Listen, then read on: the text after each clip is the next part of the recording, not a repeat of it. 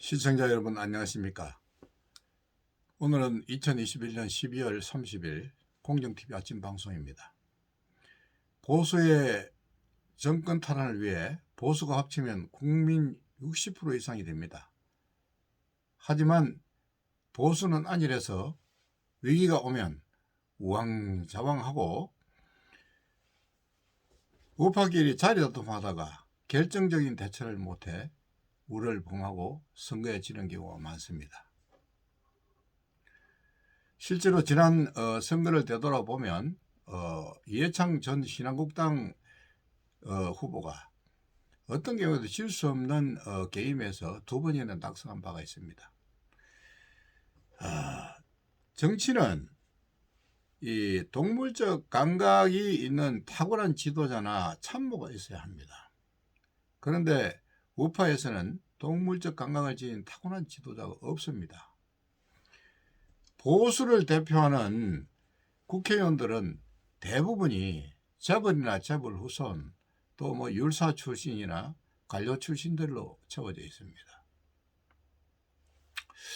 그런 위기가 오면은 부자는 몸살이고 뒤로 빠지고 관료들은 눈치만 보다가 행동을 옮기지 못하고 또 율사 출신들은 법의 잣대만 들이대고 행동을 못하는 경우가 많습니다.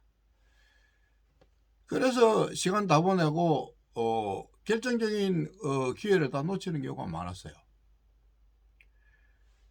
그래서 위기 때는 정치꾼이 필요합니다. 정치꾼. 그 김영삼 전 대통령 같은 그런 정치꾼이 필요하다는 것입니다.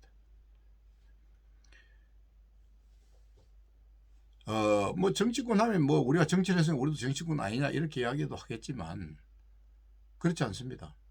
정치꾼은 동물적 감각이 있어야 된다고요.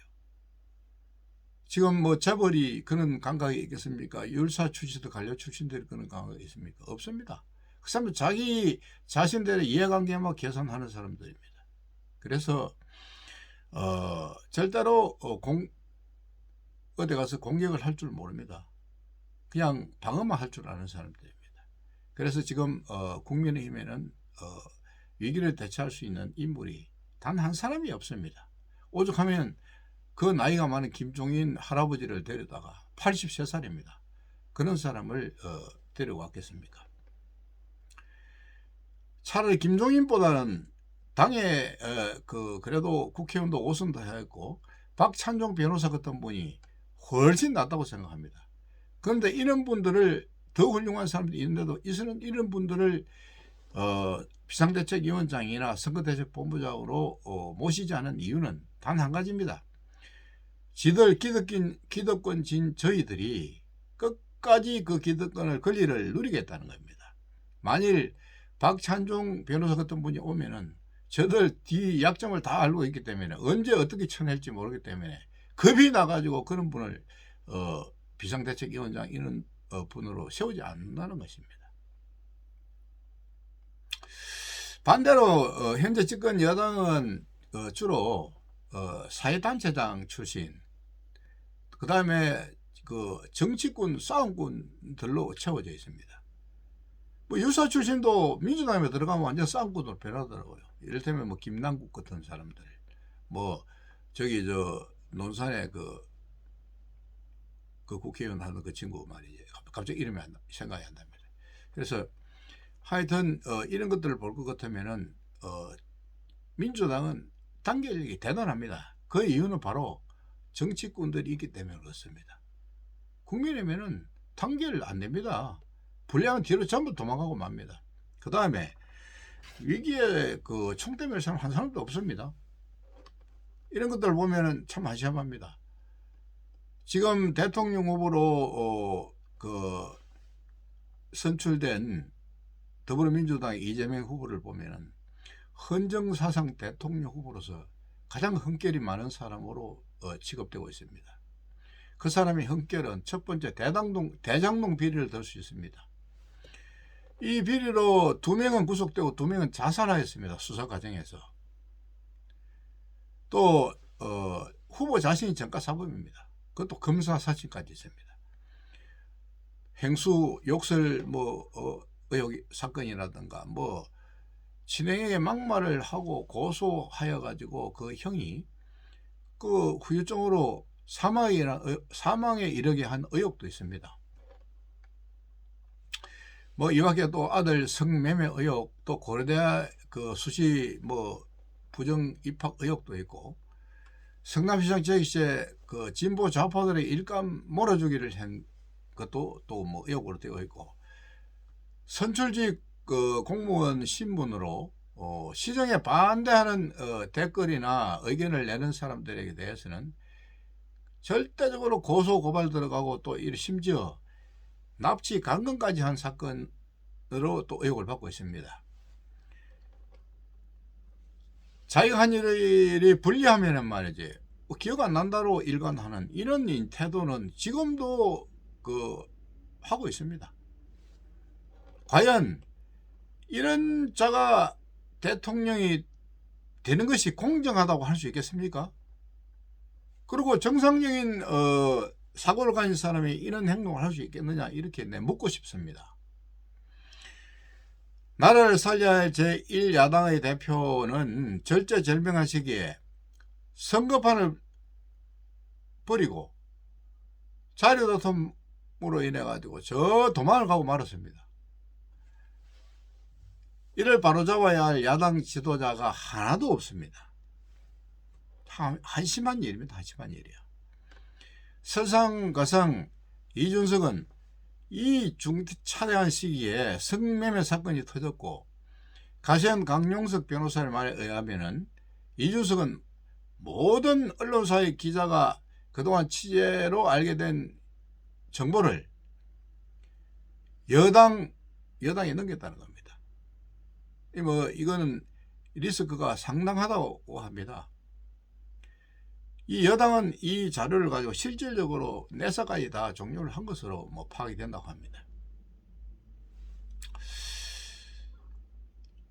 그래서 더불어민주당의 직원 리스크 중에 이준석이 그동안 입을 다물고 여당에 대한 더불어민주당에 한 번도 공격한 적이 없습니다. 오히려 내부 총질만 하였고, 그 다음에 지금 현재 지 자리만 급급하고 말이지, 심지어 대통령 후보에 대해서도 예우도 제대로 하지 못하는 그런 졸렬하게 하는 행동에다가 더불어민주당에 그 많은 공격할 거리가 있는데도 단 한 번도 하지 않았습니다. 이준석 비롯 하태경도 그랬고, 특히 얘네들은 왜 그러나 우리가 의혹을 많이, 당원 동지들이 그렇게 생각해서 왜 이준석이 저렇게 하고 있는가, 그래 봤더니 이 리스크가 있었다는 겁니다. 이 리스크를 여당이 깍지고 발목을 잡고 있기 때문에 꼼짝 못했다는 겁니다. 이런 게 간첩이지 무슨 야당 대표라고 할 수 있겠습니까? 이거 그렇게 표현할 수 있습니다, 제가. 그래서 또 한 가지 가장 심각한 것은 부정선거 의혹에 대해서 절대적으로 항고하고 말하는 사람이 있으면 무조건 퇴출시킨다고 했습니다. 그 이준석이 한 겁니다. 이 지금 더불어민주당 모든 국회의원들이나 더불어민주당 사람들은 부정선거 이야기하면 입 그대로 다물고 항고하고 있습니다. 절대 제일 자기네들이 불리한 점이 부정선거라고 생각하고 있습니다. 얘네들은 이번 선거에서도 부정선거를 저지르지 못한다는 법 없습니다. 그런 낌새가 지금도 가득 보이고 있습니다. 왜냐하면 언론 플레이를, 여론을 갖다 그렇게 몰아가고 있는 상황입니다. 지금 그 결정적인 것은 이재명 후보가 갑자기 12월에 자기가 윤석열 때려잡겠다 했는데 지금 그렇게 지금 여론을 조작해서 때려잡고 있는 것 같아요. 보니까 이것은 여론 조작하시면 나오지 않습니다. 지금 국민들은 그 여론에 매도되고 있는 경우도 많습니다.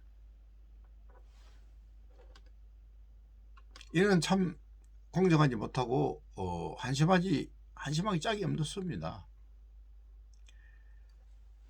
이런 사건을 다 비추어 볼 때 한간에 윤석열 후보에 대해 험담, 윤석열 후보가 대통령 자격이 없느니, 아는 게 너무 없다느니 여러 가지 썰이 많습니다. 그런데 그것 또한 날조를 전문적으로 하는 더불어민주당에서 만들어낸 공작 아닌가라고 의심할 수밖에 없습니다. 국민의힘 당은 지금도 날조로 뭉쳐진 더불어민주당의 속성을 알아야 하고, 이번 선거는 국가의 마지막 명운이 걸려 있으니 보수가 전부 결집하게 해야 하고, 이해창 후보 때처럼 이준석과 국민의힘 국회의원들 모두는 어리석은 우를 갖다가 범하지 말기 바랍니다. 지금 다수의 국민들은 대한민국이 법치주의 국가를 이루어야 하고 자유민주주의를 누려야 한다고 생각하고 있습니다.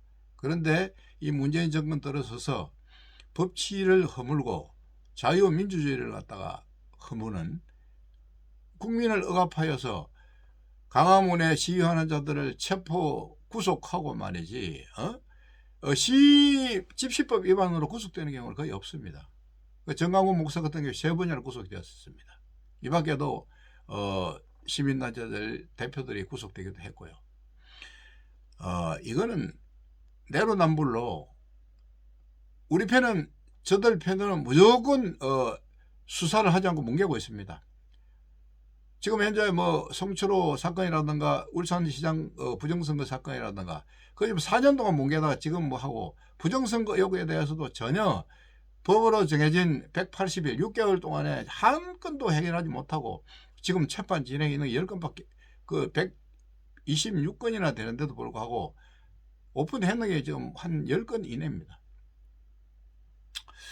이 대한민국이 공정사회를 이루기 위해서는 이번 선거가 공정해야 하고, 국민 여러분들은 날조된 여론에 의혹되지 말아야 하고, 또 국민의힘은 이번 기회에 천재 일우의 기회를 절대적으로 날려서는 안 된다고 강조하고 싶습니다.